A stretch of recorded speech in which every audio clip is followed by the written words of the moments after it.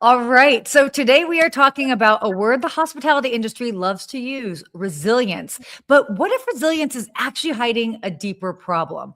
We'll get into a sharp new argument about whether hotels and airlines have mistaken peak conditions for permanent demand. Hotel CEOs debating what kind of economy we're even in right now. Also, what letter alphabet it's correlated with.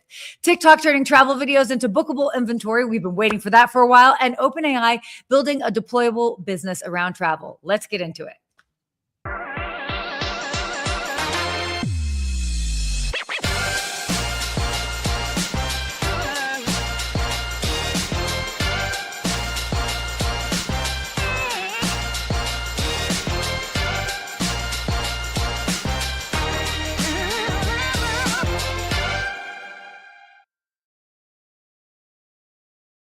Ooh-wee. Good morning.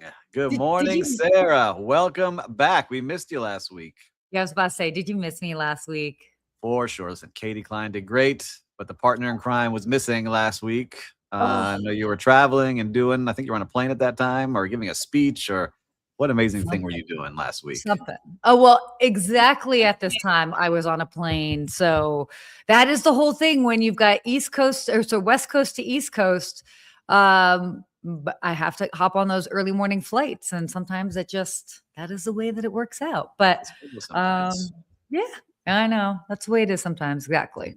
Well, you're back. Well, I was in Charlotte, North Carolina over the weekend, which is always great. I love visiting Charlotte. Tell me about that. Charlotte sounds awesome. I would love to see you traveling. Family, and got the whole family coming to see my grandmother who's 93. So I got my mom, my grandmother, my brothers, everyone was there. So it was awesome to do that.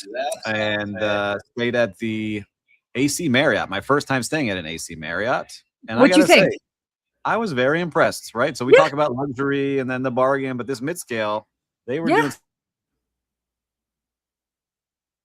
All right, we got a little Wi-Fi. Oh, there you are. There you are. You're back. I'm back. Sorry. They do something in their lobby, which is very cool. Is that they put out a little like treat in the morning, which was like a shower steamer, and say on a little cart that said, "Hey, try this in your shower. It'll eucalyptus mint," and you put it in there, and it was just a nice touch for them to have there. It was very cool to see. But I like how they're doing all those small touches in that hotel. Just a good brand overall.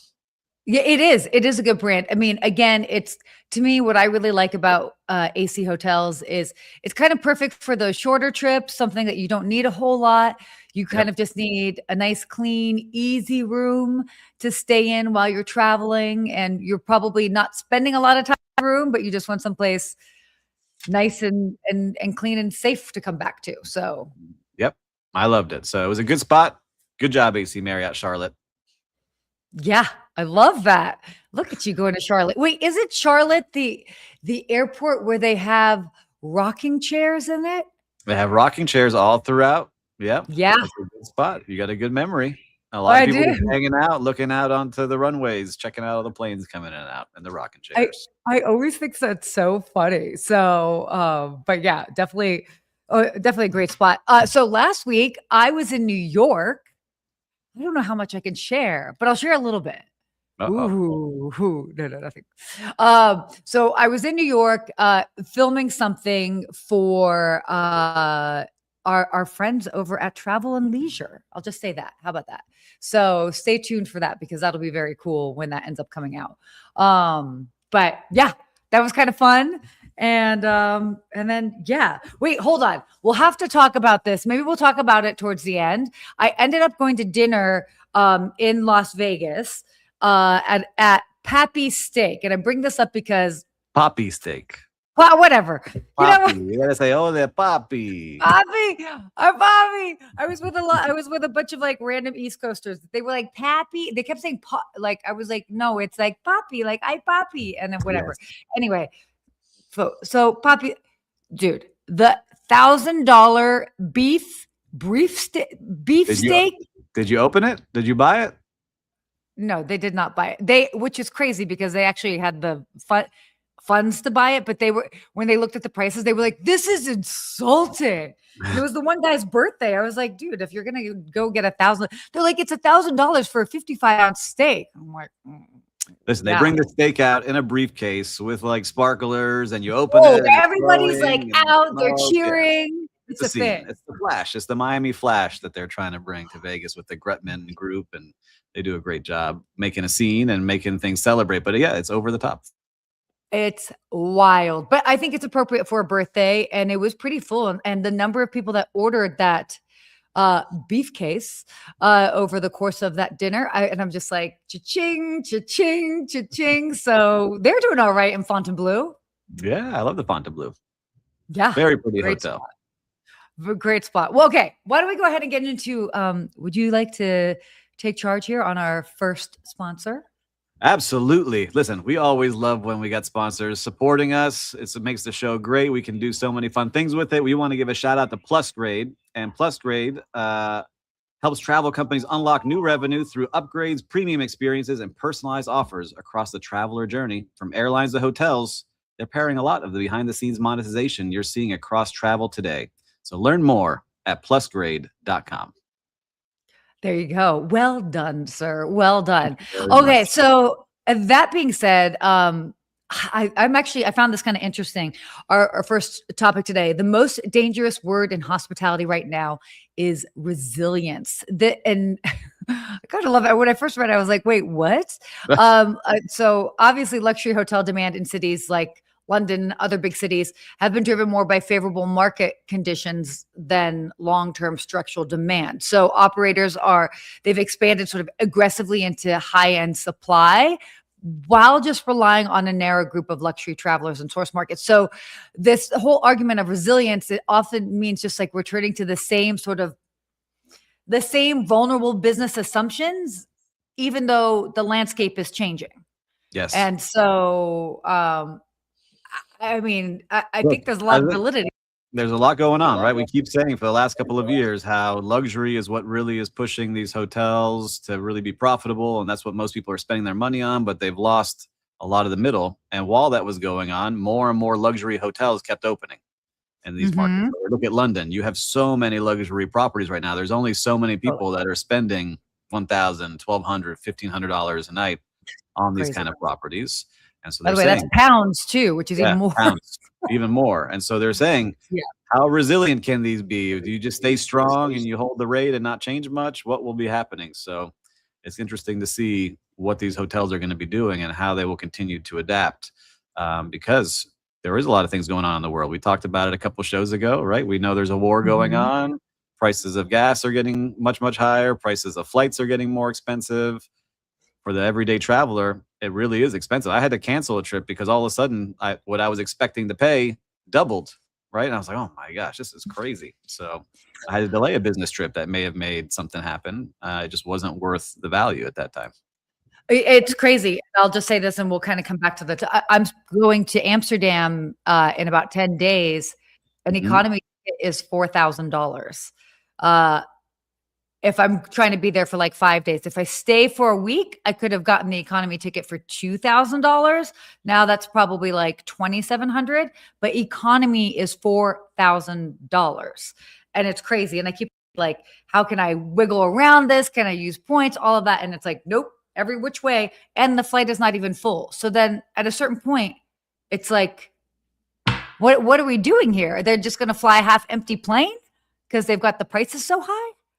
I mean, yeah, I don't know what will happen, right? Especially in business travel. Like this was a business travel for me, a business travel for you, and I had to put it on hold. And so I think it will start to really see a lot of these impacts 3 months from now when those hotels start reporting their earnings after this quarter to show, look, people weren't traveling as much. I think the mid-scale will actually see a boost now because people are going to look for that value in these hotels.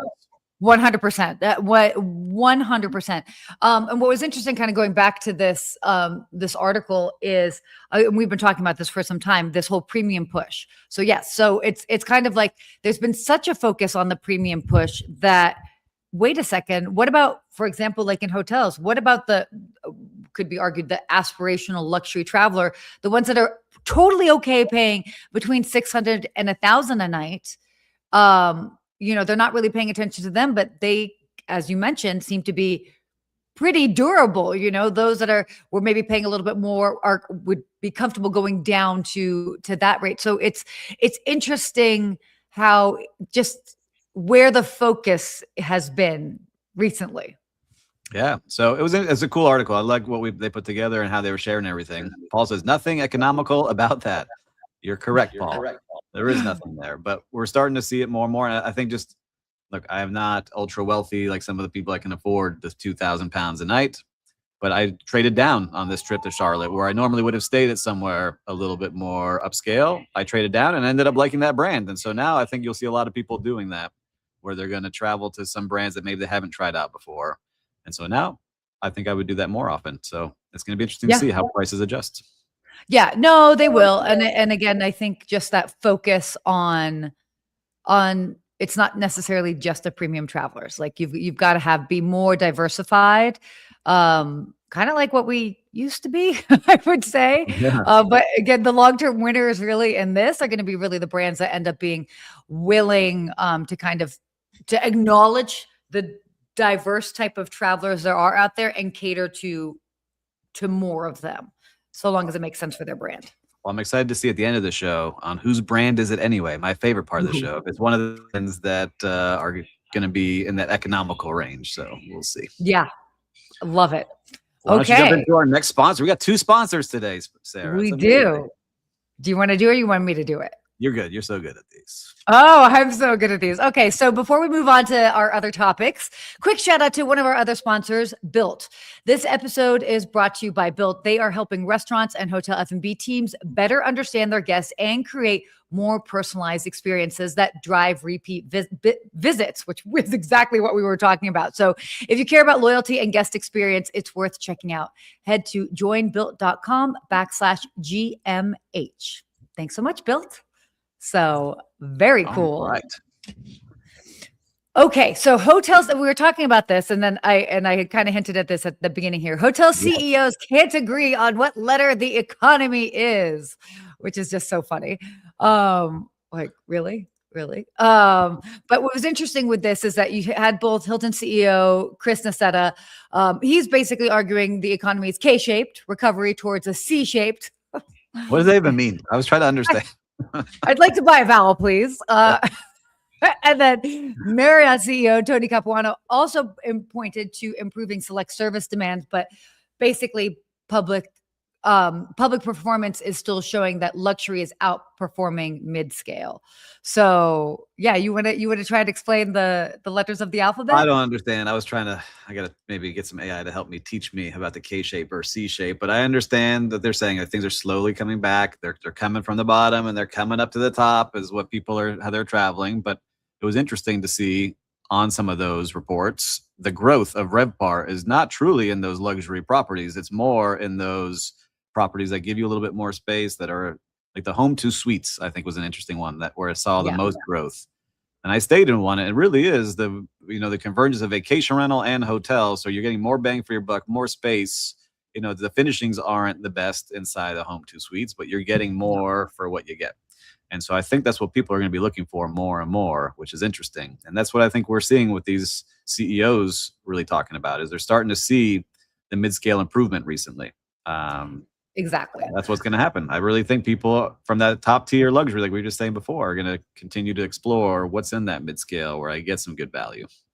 Yeah, I mean, this is very much, it kind of echoes what we were talking about a bit with the first article. So K-shape economy kind of bending into C-shape is kind of meaning that mid-scale is catching up to luxury. So, and both the CEOs sort of agreed upon it. They weren't necessarily pointing to the same letter of the alphabet, which I think is just hilarious. But that's the story, is like the middle's coming back. But it's interesting because the data is kind of telling a little bit more of a complicated story.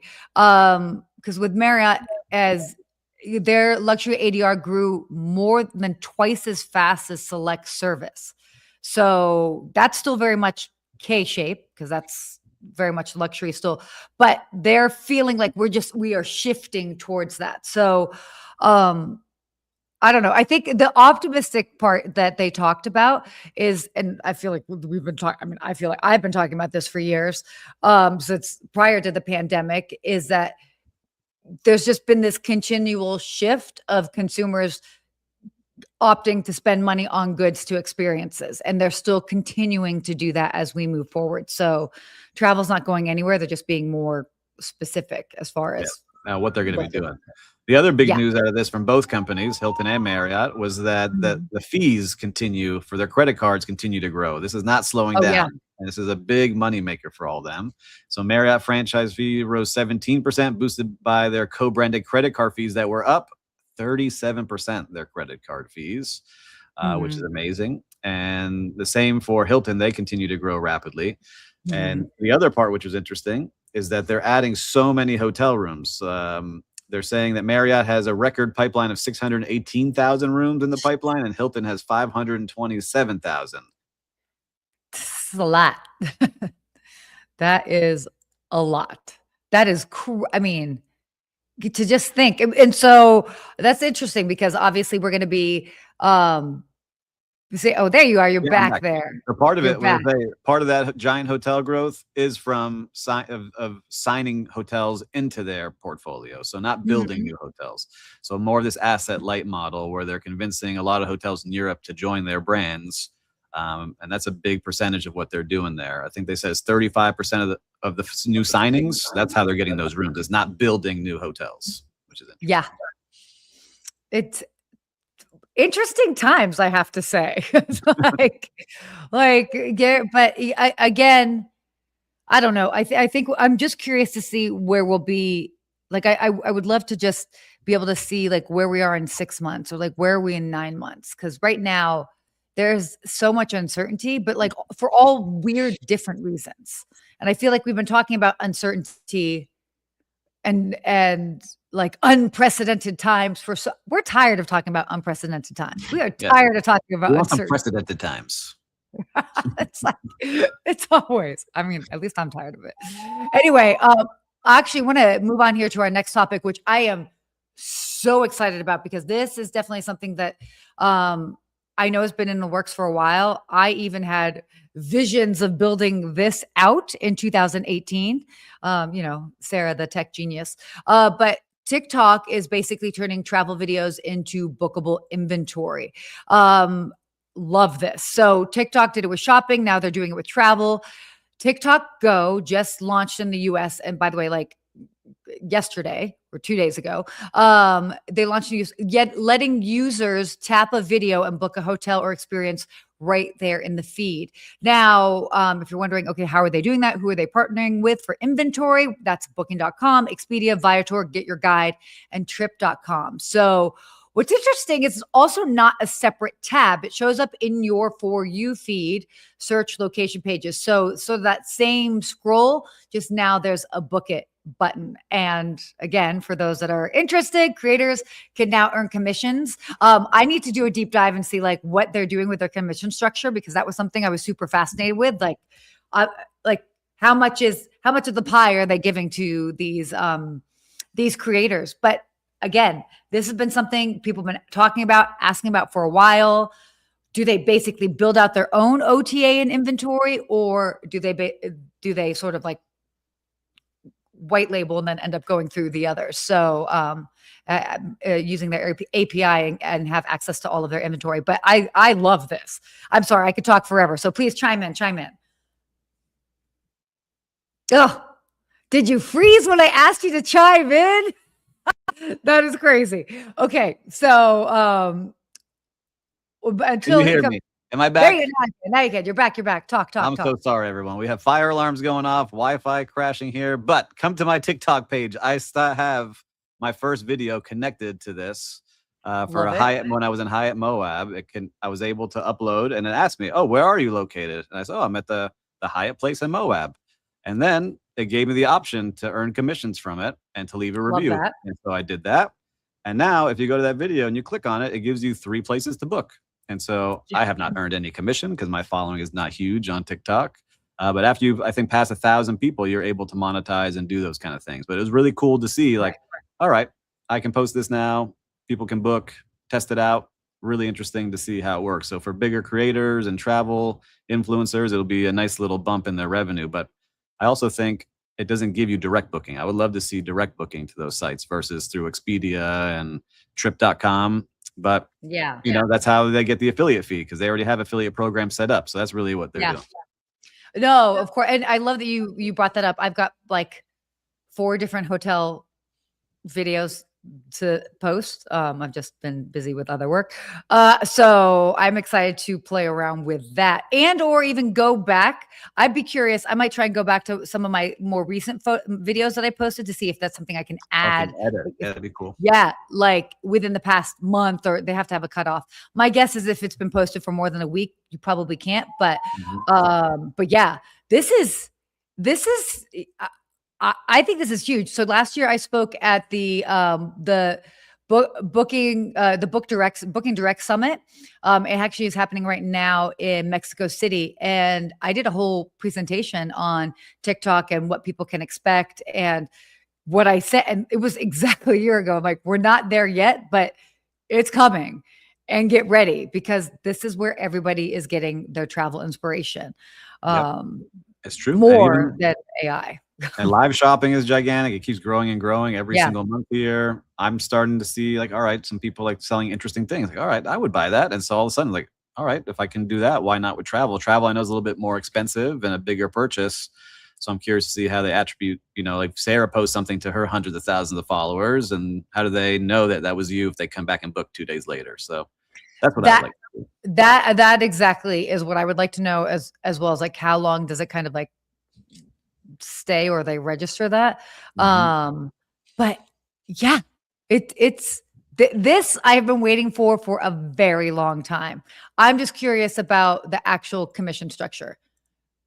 When you added it to your link, did it say anything, or is it something like, oh, you add the link and then hopefully if somebody books, it's like, it's a surprise. And then you're like, oh, cool, I made 3% or whatever it is. I think that's a great question. It says creator earns commissions on my side. I'm going to have to do some more research and see. Like, it shows how many clicks I got, how many people click through to look at the hotel, but it doesn't show me the rate I would get.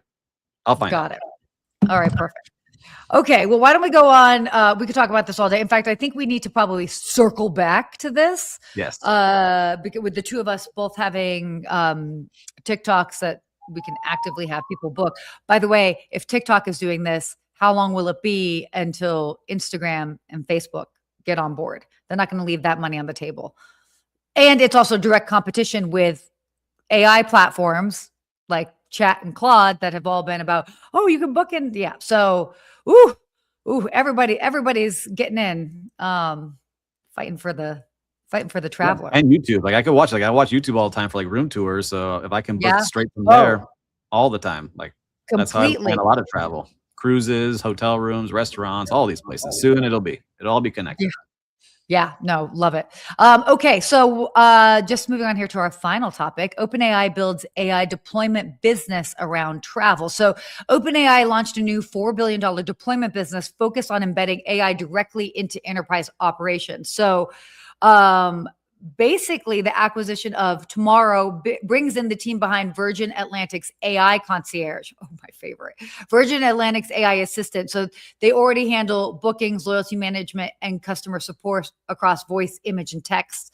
And then OpenAI plans to place engineers directly inside client organizations to help accelerate adoption and operational deployment. But I mean, basically, the company's saying enterprise AI adoption is now moving beyond experimentation and well into execution and integration. So an infrastructure. So this is cool. It's moving fast. They're moving quickly to really secure, like, hey, we want to be what companies use. They're going, we don't want you using Microsoft and Google and all these other platforms. Use us. We'll create the bots. We'll create the agents. And companies want to make sure that all of their data is secure and their customers' data is secure. So they're really working hard on this. I'm seeing so many products just in the last week and a half, right? It's like, Anthropic put something out with something new with Claude, and then you've got something new with OpenAI and ChatGPT, and it's just like every week they're one-upping each other, and it seems to be speeding up now, which is wild to see. So it's interesting. So I mean, kind of like the catch with this is that it's, keep in mind, if you're implementing this, it's not neutral per se. You end up being in their ecosystem. So that's just something to keep in mind. But the other thing, I find this fascinating, but like for hospitality, AI, this AI concierge, which has been, I mean, I have literally been part of those conversations at least since like 2016, 2017. But this is it's not just like a random text type of like, this is not the future, right? We are living in the future. It's very much like a competitive like infrastructure, and we're seeing it kind of adopted across the board. So yeah, a lot of people answering messages. There's a lot of times like it fakes me out still to this day. Like it's getting better where I'm talking on the phone and I thought I was talking to someone. It's not someone. So oh yeah, it's getting better and better. Definitely. Definitely. Okay. Why? Oh, and speaking of, oh my gosh. Oh, I just saw this. Oh, okay. Frederick jumping in here. Can't wait for this. I don't know if you were talking about AI or TikTok, but probably AI. Stuff on YouTube.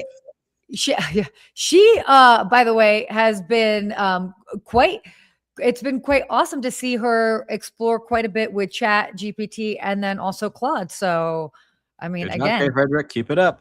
Keep it up. Okay, so why don't we get to your favorite? My favorite. Do we have the music again? Dun, dun, dun, dun. Whose brand is it anyway? Where we try to guess. Oh my God. Really? Owns this brand. Let's see. Okay. We are ready. Ooh. Ooh, I know this one. I think. Pretty positive. I think so too. Oh, wait, hold. Owns this brand. Joy right. Hotels. Which parent company? This is a pretty famous one, I feel like, for the sub-brands. It is.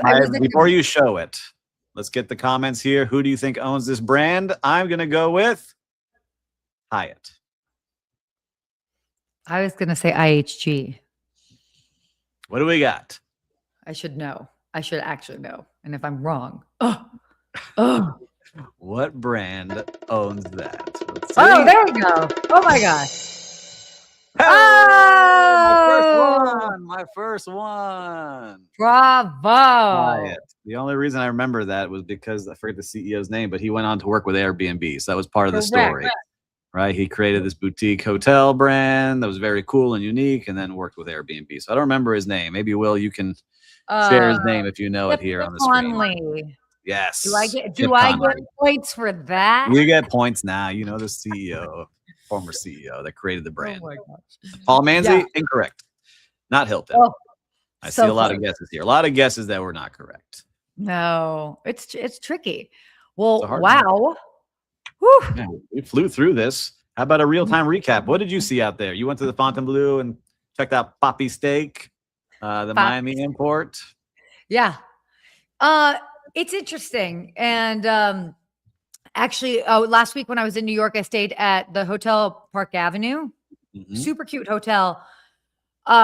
Fascinating because you have to go and check in and you have to key yourself. And I was just laughing so much because like my arms were full. I had come in off of like a long flight and I have mixed feelings about keying yourself because they also had 2 agents there that would like walk you through it and they'd have to like come over and help you anyway. Yeah. But this, right? I don't know, but the hotel's lovely. I love that part of it. But the keying yourself, and I was videoing it. I made a joke. I was like, don't worry. I know what I'm doing. I've done this before. but a beautiful property. Amazing. They've got a cool rooftop bar there. I just want to give them a shout out. Golden Child is what they've got upstairs. Park Rose is their restaurant downstairs. Fantastic. And I believe they're at like 60th and Park. So right about there. Amazing property. So shout out to Hotel Park Ave. If you are going to be in New York, check them out, sort of Midtown East area. Highly recommend. I love it. Well, that sounds like a good place. I'm going to give out a quick shout out to a local restaurant in Charlotte, North Carolina. I don't know how many people are there, but it's a little French cafe tucked away by the hotel called Renaissance.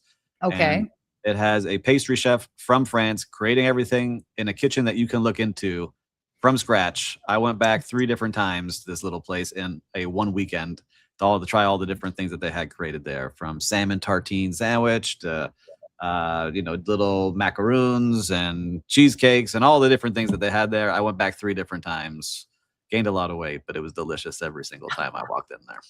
So it made you feel warm. And I love seeing someone who's a craftsman really showing off what they're doing with a kitchen that's in the middle of the restaurant. Yep. And you can watch them like behind the glass, almost like you were looking into a chef's aquarium. Yeah. Cool. I love that. Yeah. I love that. Oh, well, it is so good being back. I love when we get we miss 1 week together and it's like, it feels like so much time has passed. We got the band back together here. Sorry for all the fire alarms going off and the Wi-Fi that's cutting in and out, everyone. With the live stream, sometimes it gets a little tricky, but appreciate you always joining live, commenting. And listen, until next week, everyone. Mm-hmm. Stay hospitable.